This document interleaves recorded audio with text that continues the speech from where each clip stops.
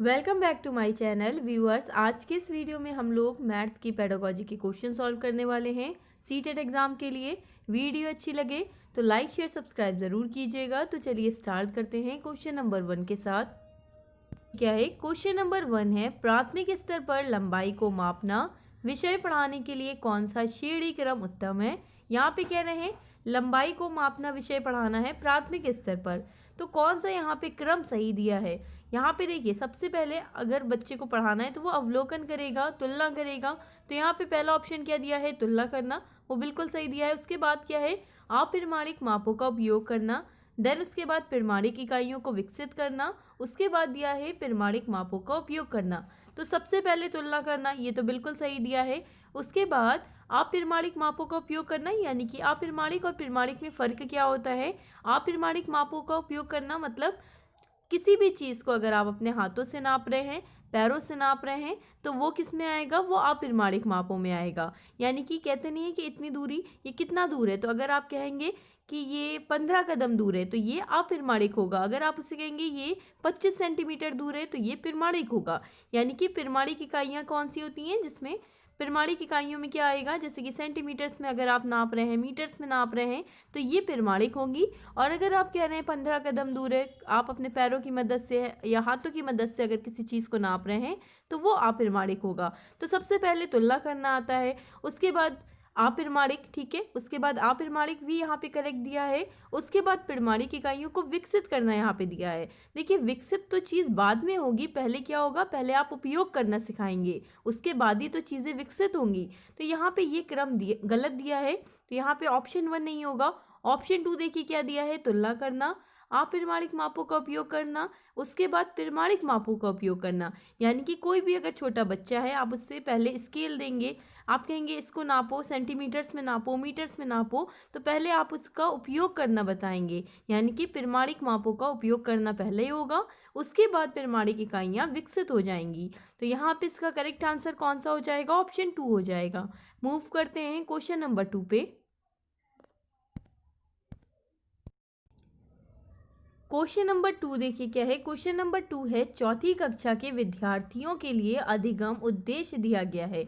यहाँ पे देखिए क्या लिखा है, विद्यार्थी दशमलव वाली दो संख्याओं की यानी कि कह रहे हैं दशमलव वाली संख्याएं हैं, दो दशमलव संख्याओं की जो कि दशमलव के 2 स्थान तक है।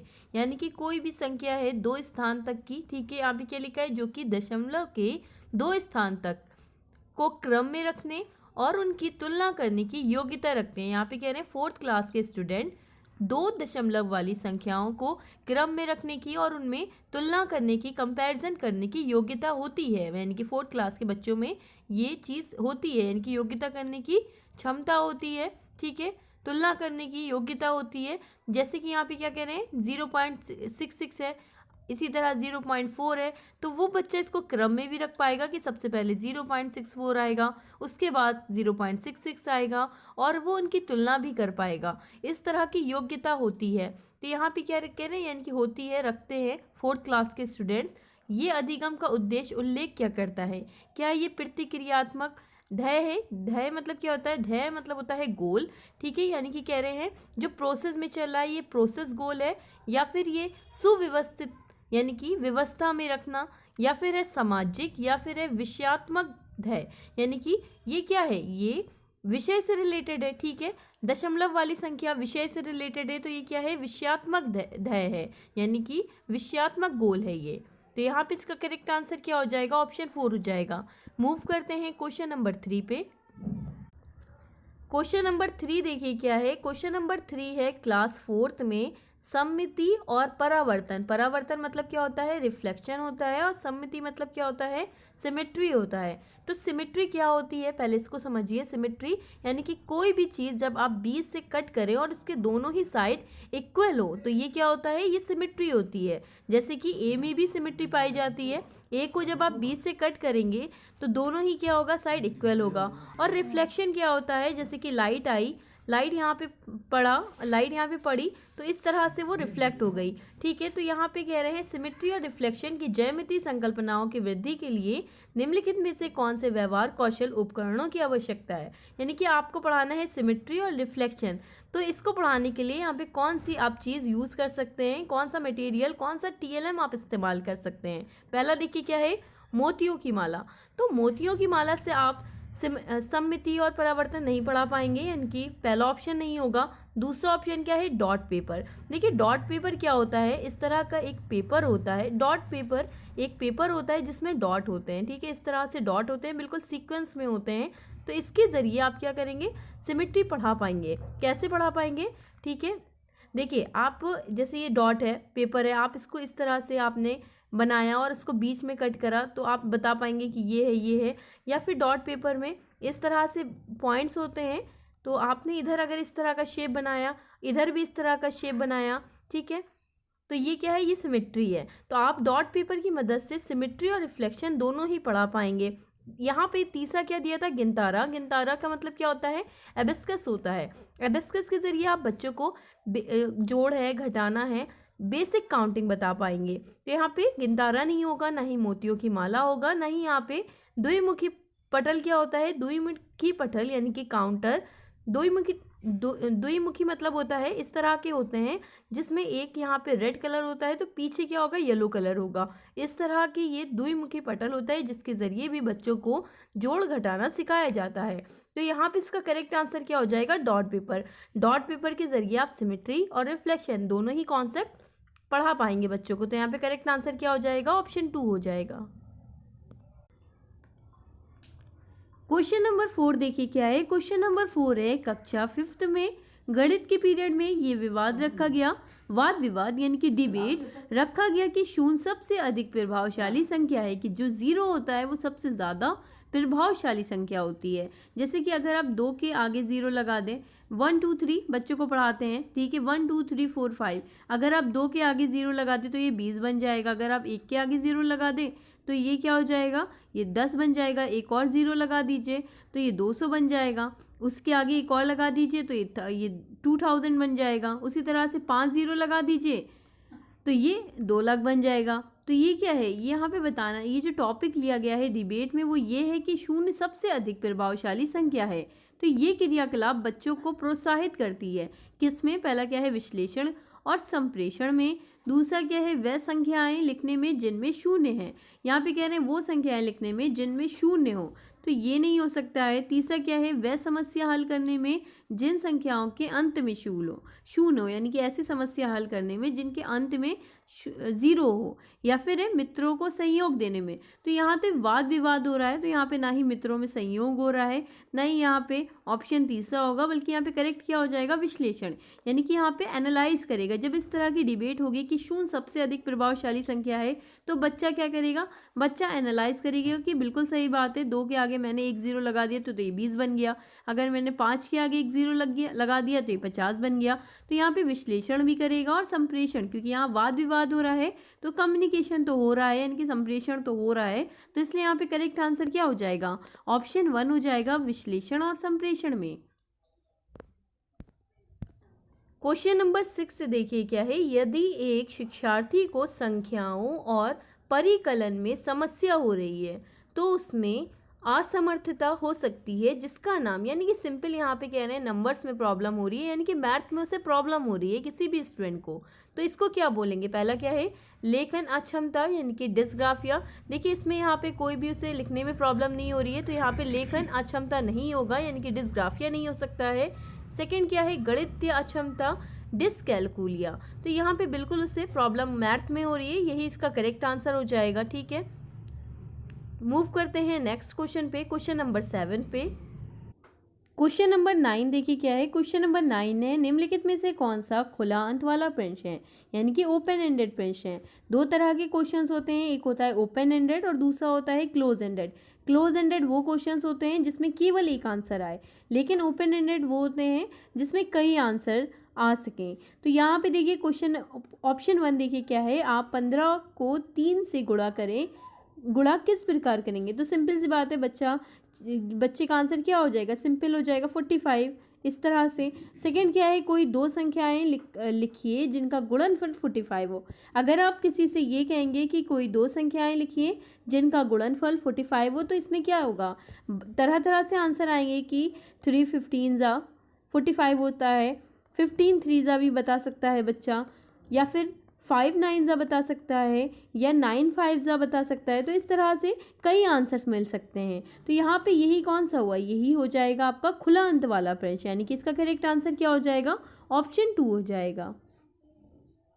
क्वेश्चन नंबर 9 देखिए क्या है। क्वेश्चन नंबर 9 है, कक्षा 2 के कुछ विद्यार्थियों को हासिल वाले 2 अंकों की संख्याओं के जोड़ में कठिनाई का सामना करना पड़ता है। कह रहे हैं बच्चा है सेकेंड क्लास का, वो हासिल वाले क्वेश्चंस नहीं कर पाता है। यानी कि जैसे कि यहाँ पे लिखा है 1 9 और यहाँ पे लिखा है 1 5, तो 9 5 कितना हो जाएगा, 9 5 हो जाएगा 14। तो वहाँ पे वो 14 ये नहीं समझ पा रहा है कि 1 कहाँ पे जाएगा। ठीक है, वो कैरी वाले क्वेश्चंस नहीं कर पा रहा है, हासिल वाले उसे क्वेश्चंस करने में प्रॉब्लम हो रही है। तो यहाँ पे पूछ रहे हैं इस समस्या का कारण क्या हो सकता है। पहला देखिए क्या है, गणित में रुचि का अभाव, यानी कि उसको इंटरेस्ट नहीं है, क्या ये है कारण।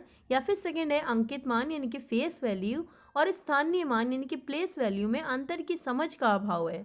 या फिर तीसरा है शून्य के महत्व की समझ का अभाव। तो यहाँ पे जीरो से कोई, यहाँ पे जीरो की बात ही नहीं हो रही है, तो ऑप्शन तीसरा भी नहीं होगा, ऑप्शन पहला भी नहीं होगा। ऑप्शन यहाँ पे चौथा क्या कह रहा है, पुनर्समूहीकरण की प्रक्रिया की समझ का अभाव। तो यहाँ पे कोई ग्रुपिंग की बात नहीं हो रही है, तो यहाँ पे ऑप्शन 4 भी नहीं होगा, बल्कि यहाँ पे ऑप्शन सेकंड सही हो जाएगा कि उस बच्चे को फेस वैल्यू यानी कि अंकित मान और स्थानीय मान में अंतर की समझ नहीं है, इस वजह से वो इस तरह की प्रॉब्लम फेस कर रहा है। यहाँ पे करेक्ट आंसर क्या हो जाएगा, करेक्ट आंसर हो जाएगा ऑप्शन सेकेंड।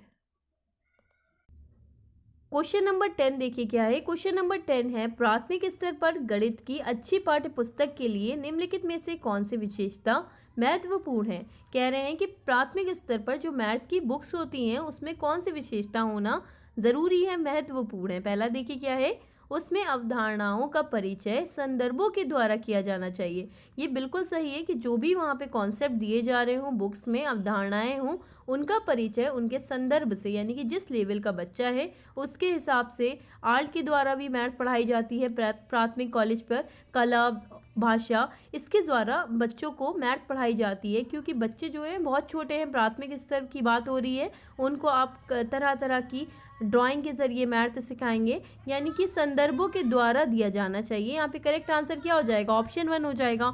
ऑप्शन 2 क्या कह रहा था कि उसमें केवल बहुत से अभ्यास होने, छोटे बच्चे हैं, आप उन्हें प्रैक्टिस के बहुत सारे क्वेश्चंस दें, ये बात सही नहीं है। और यहाँ पे क्या लिखा है, केवल, एक तो केवल जहाँ पे भी आपको दिखे तो उसको अच्छे से पढ़िएगा क्या कहना चाह रहा है। ऑप्शन तीसरा क्या है कि वो आकर्षक और रंगीन होनी चाहिए। देखिए ये तो बिल्कुल सही है कि रंगीन होनी चाहिए छोटे बच्चों की बुक, लेकिन यहाँ पे सबसे इम्पॉर्टेंट क्या है, सबसे इम्पॉर्टेंट है कि संदर्भों के द्वारा दिया जाना चाहिए। मोटी और बड़ी होनी चाहिए, ये बिल्कुल बेकार है। तो यहाँ पे इसका करेक्ट आंसर क्या हो जाएगा, ऑप्शन 1 हो जाएगा। मूव करते हैं नेक्स्ट क्वेश्चन पे। क्वेश्चन नंबर 11 है, वेन हेले के ज्यामितीय स्तर के अनुसार जो विद्यार्थी आकृतियों को दिखावट के अनुसार वर्गित कर सकता है वह है। देखिए यहाँ पे कह रहे हैं वर्णित और वर्गित कर सकता है। यहाँ पे कह रहे हैं वीन हेले के ज्यामितीय स्तर। वीन हेले ने 5 स्तर दिए थे। सबसे पहला स्तर 0 था, दूसरा स्तर क्या था, पहला, और तीसरा स्तर क्या था, दूसरा, और चौथा स्तर था तीसरा, और 5वां स्तर था चौथा। तो सबसे बड़ा अगर आपसे स्तर पूछा जाए तो वो चौथा स्तर होता है। शुरुआत किससे होती है, 0 से होती है। टोटल कितने लेवल दिए थे, टोटल इन्होंने स्तर 5 दिए थे, क्योंकि 0 से स्टार्ट है, इसलिए यहाँ पे एंड किस पे हो रहा था, 4 पे हो रहा था, जो कि सबसे बड़ा स्तर है। तो यहाँ पे कह रहे हैं कि किस स्तर में आकृतियों के दिखावट के अनुसार बच्चा वर्गीकृत कर सकता है। तो ये सबसे पहला स्तर था, यानी कि जो 0 वाला स्तर है, 0 स्तर।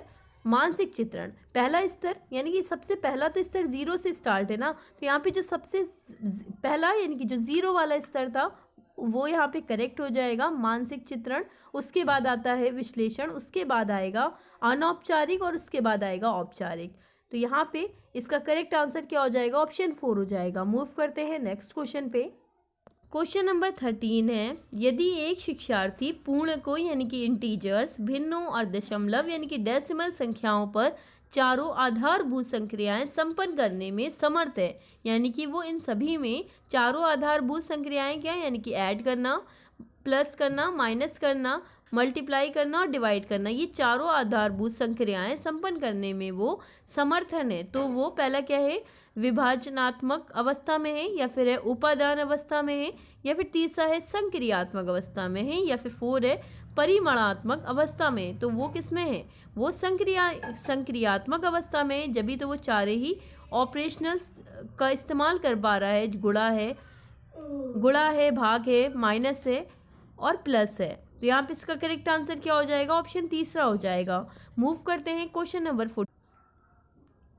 क्वेश्चन नंबर 14 है, राष्ट्रीय पाठ्यचर्या की रूपरेखा 2005 सिफारिश करता है कि प्राथमिक स्तर पर गणित की शिक्षा का केंद्र होना चाहिए। प्राथमिक स्तर पर गणित की शिक्षा का क्या केंद्र होना चाहिए? जैसे कि एनसीएफ कहता है कि जो भी चीज़ आप पढ़ाएं वो दैनिक जीवन से जुड़ी होनी चाहिए। पहला क्या है, उच्चतर गणित के लिए तैयारी। कभी भी पढ़ाई इसलिए नहीं कराई जाती है, इनकी मैथ इसलिए नहीं पढ़ाया जाता है कि वो आगे हायर लेवल में जाके मैथ पढ़े। या फिर सेकंड क्या है, गणित में अमूर्त विचार जानना। तीसरा क्या है, कक्ष में की गई पढ़ाई को विद्यार्थियों के दैनिक जीवन से जोड़ने में सहायता करना।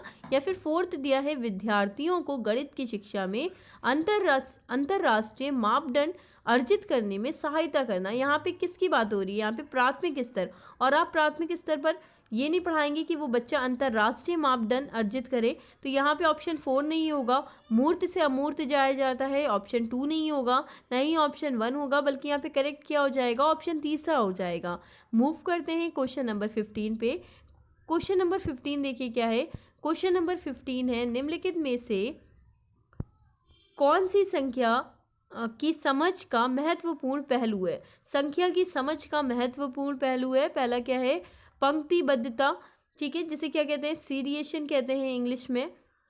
सेकंड क्या है, गणना। फोर्थ क्या है, संरक्षण, कंजर्वेशन। या फिर थर्ड है अंक लिखना। तो अंक तो देखिए कई लिपि में लिखा जाता है, तो यहाँ पे ये नहीं होगा, यहाँ पे पहलू नहीं है पूछा गया था, तो यहाँ पे ऑप्शन तीसरा हो जाएगा। ठीक है, आप इस तरह भी 1 लिखते हैं, आप 1 इस तरह भी लिखते हैं, 1 इस तरह भी लिखते हैं। तो यहाँ पे ये लिखने का ढंग अलग अलग है लिपियों के हिसाब से, तो यहाँ पे अंक लिखना नहीं होगा। ऑप्शन तीसरा यहाँ पे करेक्ट हो जाएगा।